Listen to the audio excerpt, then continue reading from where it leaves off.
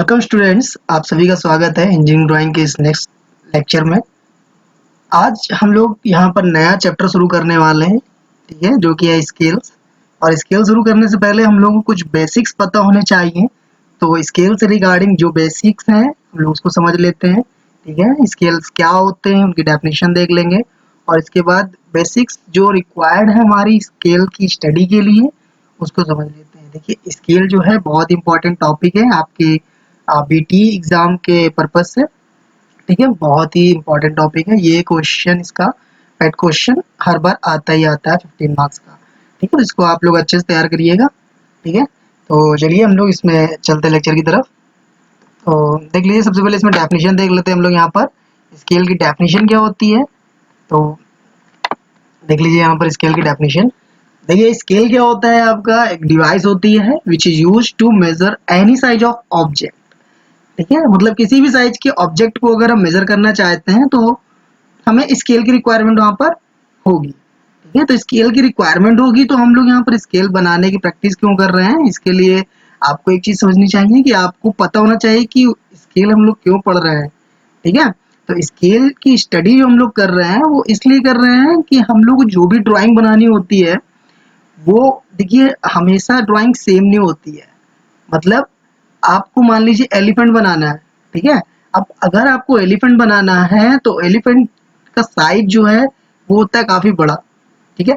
अब उस एलिफेंट को आपको जो A4 सीट या A2 सीट जो आपको सीट है उस पे आपको बनानी है, तो उतने बड़े एलिफेंट को उस सीट पे नहीं बना सकते। तो इसका मतलब आपको क्या करना होगा, उस एलिफेंट को कुछ छोटा करना होगा। अब ऐसा है कि अगर आप एलिफेंट के किसी एक पैर को छोटा कर दें, है ना, या दूसरे पैर को छोटा कर दें, या आप उसके सर को छोटा कर दें, शरीर बड़ा रहे, या शरीर छोटा कर दें, सर बड़ा रहे, तो ये सब चीजें अगर आप करेंगे तो फिर वो उसका जो ड्राइंग है वो बिगड़ जाएगा, ठीक है। तो यहाँ पर एक स्केल हम लोग जनरेट करते हैं जिस स्केल पर उस पूरे एलिफेंट को हम रिप्रेजेंट करेंगे किसी दूसरे साइज पे जो हम ड्रॉ कर सके, यानी कि एक ड्राइंग साइज पर हम उसको रिप्रेजेंट करने के लिए कन्वर्ट करेंगे। तो इसलिए हम लोग स्केल्स की स्टडी करनी पड़ती है ताकि हम लोग को पता हो कि स्केल्स कितने टाइप्स के होते हैं, कैसे स्केल यूज किए जाते हैं, है ना, और कितने परसेंट तक हम इसको प्रूफ कर सकते हैं, यानी कितनी यूनिट्स के लिए हम इसको बना सकते हैं, ठीक है। तो यहाँ पर देखिए कुछ रिक्वायरमेंट्स होती हैं, कुछ ऐसे फैक्टर्स हैं जो कि हमें जरूरत होती है at the time of study of scales, ठीक है। तो चलिए हम लोग उन फैक्टर्स को देख लेते हैं, कौन कौन से फैक्टर्स हैं जो रिक्वायर्ड होते हैं हमारे स्केल की स्टडी के लिए।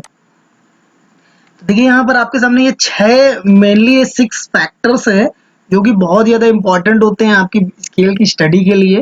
पहला है आपका एक्चुअल लेंथ। एक्चुअल लेंथ को मैक्सिमम लेंथ यानी एलमैक्स भी बोलते हैं। दूसरा आपका है आरएफ। आरएफ को रिप्रेजेंटेटिव फैक्टर या रिप्रेजेंटेटिव फ्रैक्शन भी बोलते हैं, ठीक है। दोनों ही यूज किए जाते हैं, ठीक है। कहीं कहीं आपको रिप्रेजेंटेटिव फैक्टर दिखाई देगा बुकों में, कहीं आपको रिप्रेजेंटेटिव फ्रैक्शन दिखाई देगा। इसका हिंदी होता है निरूपक भिन्न, ठीक है। तो फैक्टर या इसको फ्रैक्शन भी लिख सकते हैं, ठीक है। तीसरा आपका है length of drawing. Length of drawing को हम लोग लेंथ ऑफ स्केल भी कहते हैं। चौथा आपका है साइजेस ऑफ स्केल्स। स्केल्स कितने साइज में पाए जाते हैं। यूनिट्स, किन किन यूनिट्स में आपको यहाँ पर जानकारी होनी चाहिए किन यूनिट्स की, ठीक है। उनमें जो यूनिट्स का इंटरनल जो कन्वर्जन है एक यूनिट से दूसरी यूनिट का, वो हम लोग को स्टडी करना है इसमें। और फिर मेनली कितने टाइप के स्केल्स होते हैं और कौन से टाइप के स्केल्स आपके सिलेबस में है हम लोग को ये समझना है, ठीक है। तो देखिए यहाँ पर एक्चुअल लेंथ का मीनिंग ये है कि जैसे हमारे पास एलिफेंट था, हाथी था, उसका एक्चुअल जो साइज था, है ना, वो उसका है एक्चुअल लेंथ, ठीक है। और आरएफ, आरएफ है आपका रिप्रेजेंटेटिव फैक्टर या रिप्रेजेंटेटिव फ्रैक्शन। ये आपका ये रिप्रेजेंट करता है कि हम उसके साइज को कितना परसेंट रिड्यूस कर रहे हैं या कितना फ्रैक्शन में रिड्यूस कर रहा है। अगर आप परसेंटेज में कन्वर्ट करेंगे तो आप मल्टीप्लाइड बाय 100 करते हैं, बट फ्रैक्शन में कन्वर्ट करते हैं दैट मीन्स वो एक फ्रैक्शन में आप कन्वर्ट करेंगे उसके साइज को, ठीक है। तो इसके बारे में हम लोग पढ़ेंगे कि आरएफ क्या है, ठीक है। अब लेंथ ऑफ ड्राइंग, आपकी जो ड्राइंग है आप उस एलिफेंट को किस शेप में बनाने वाले हैं उसको बोलते हैं लेंथ ऑफ ड्राइंग, ठीक है। इसके बाद है आपका साइज ऑफ स्केल्स, ठीक है, कितने साइज में हमारे स्केल्स पाए जाते हैं, ठीक है। तो यहाँ पर देखिए स्केल्स हमारे जो हैं वो मेनली 3 साइज के यहाँ पर होते हैं, ठीक है। Full size, reducing size and enlarging size. ठीक है, ये 3 टाइप में आपके सामने स्केल्स होते हैं। ठीक है, ठीक है। इसके बाद देखिए यहाँ पर आपके सामने यूनिट्स, कौन कौन सी यूनिट्स हमको पढ़नी है, और फिर टाइप्स ऑफ स्केल्स में। टाइप्स ऑफ स्केल्स की अगर हम बात करें तो टाइप्स ऑफ स्केल में देखिए आपके सामने यहाँ पर ये मेनली 5 तरह की यानी 5 टाइप के स्केल्स होते हैं। Plain scale, diagonal scale, comparative scale, vernier scale और स्केल ऑफ कॉर्ड्स। जिसमें से जो पहले के 2 हैं, plain scale and diagonal scale, ठीक है, आपके सिलेबस में सिर्फ ये 2 हैं, तो आपको सिर्फ ये 2 की ही स्टडी मैं कराऊंगा। ठीक है, क्योंकि इंजीनियरिंग ड्राइंग के सिलेबस में जितना है बीटी बोर्ड के, हमें सिर्फ उतना ही पढ़ना है। तो plain scales and diagonal scales के ऊपर जो न्यूमेरिकल्स हैं, जो क्वेश्चंस हैं, उनको हम लोग आगे आने वाले लेक्चर्स में पढ़ेंगे। ठीक है, बाकी ये 3 आपके सिलेबस में नहीं है। ठीक है, तो यहाँ पर देखिए आरएफ को थोड़ा सा डिटेल में देखते हैं कि आरएफ का फार्मूला क्या होता है। तो आरएफ का देखिए फार्मूला होता है length of drawing divided by actual length, यानी कि RF is a ratio between the length of drawing to the actual length. ये रेशियो होता है इन दोनों का। ठीक है, और फ्रैक्शन कैसे हुआ कि ये फ्रैक्शन होता है length of drawing divided by actual length का। अब यहाँ पर देखिए आपको एक चीज यहाँ पर दिखाई दी कि लेंथ, एक्चुअल लेंथ के ब्रैकेट में मैंने एलमैक्स लिखा हुआ है, और लेंथ ऑफ ड्राइंग के ब्रैकेट में यहाँ पर लेंथ ऑफ स्केल लिखा हुआ है। ठीक है, दैट मीन्स ये जो ब्लू कलर वाला अगर आपने एक टर्म यूज किया, यानी एक्चुअल लेंथ की जगह पे अगर आप एलमैक्स रखते हैं, ठीक है, जैसे यहाँ एक्चुअल लेंथ है, इसकी जगह अगर आप एलमैक्स रखते हैं, तो आपको लेंथ ऑफ ड्राइंग की यानी इसकी जगह पर लेंथ ऑफ स्केल आपको रखना पड़ेगा। आप जब भी फार्मूला यहाँ पर दोनों देख लीजिए फार्मूले। ठीक है, तो अगर आपको ये ग्रीन कलर वाला आप रख रहे हैं जैसे ये दोनों, ठीक है, आरएफ के फार्मूले में, तो आरएफ फार्मूला ये बनेगा। और अगर आप कहीं पर भी ये ब्लू वाला रखते हैं तो दोनों जगह पे ब्लू वाला हो जाएगा, यानी कि यहाँ एलमैक्स, यहाँ पर लेंथ ऑफ स्केल। ये 2 फार्मूले हैं यहाँ पर आरएफ के, इनको आप याद रखेंगे। ठीक है, ये जो सेकंड वाला फार्मूला है ये मेनली यूज होता है लेंथ ऑफ स्केल निकालने के लिए। ठीक है, तो इस चीज का याद रखिएगा।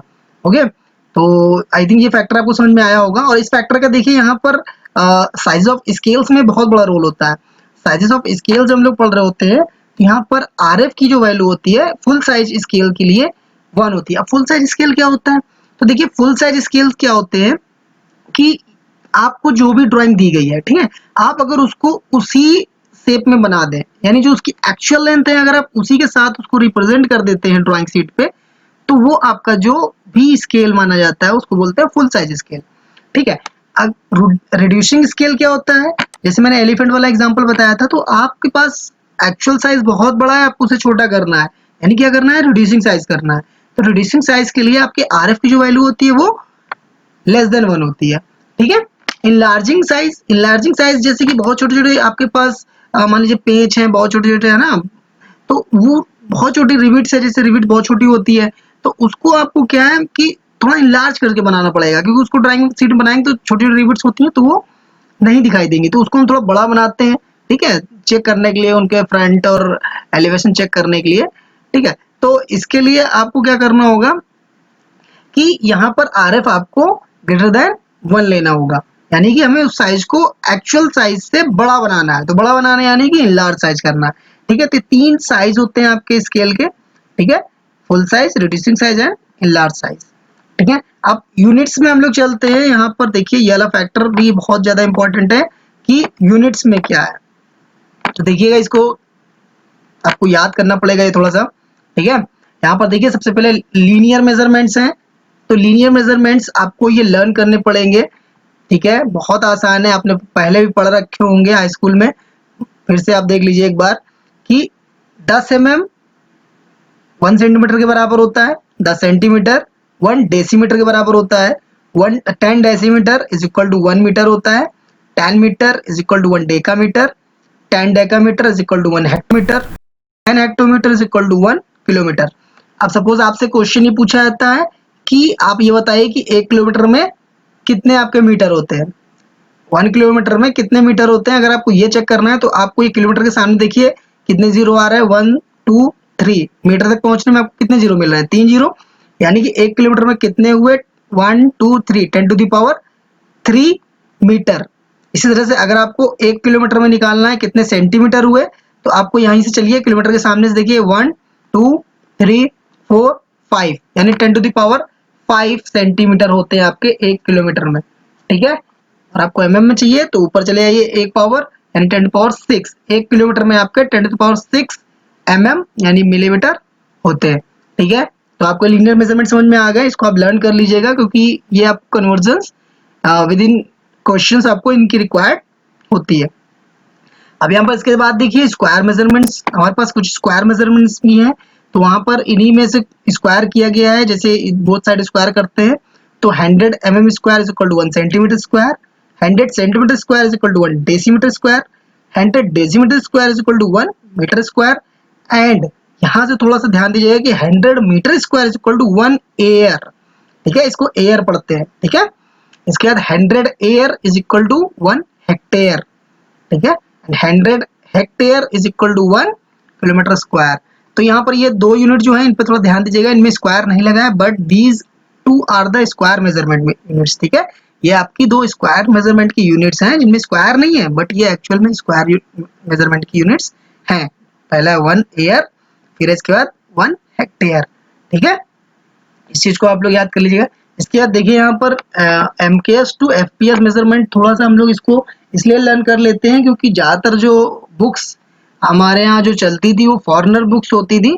ठीक है, और फॉरेनर बुक्स में ये पीएस मेजरमेंट का सिस्टम चलता है, तो अगर हम उसको इंडियन स्टैंडर्ड यानी एमकेएस में कन्वर्ट करना चाहते हैं, ठीक है, तो उसके लिए हमें इसको क्या करना पड़ेगा, ये कन्वर्जन हमें लर्न करना पड़ेगा। यानी कि 25.4 mm में 1 इंच होता है, 12 इंचेस में आपका 1 फुट होता है, 3 फीट में आपका 1 यार्ड होता है, 220 यार्ड में आपका 1 furlong, 8 furlong is equal to 1 mile, and 1 mile is equal to 1.6023 kilometre.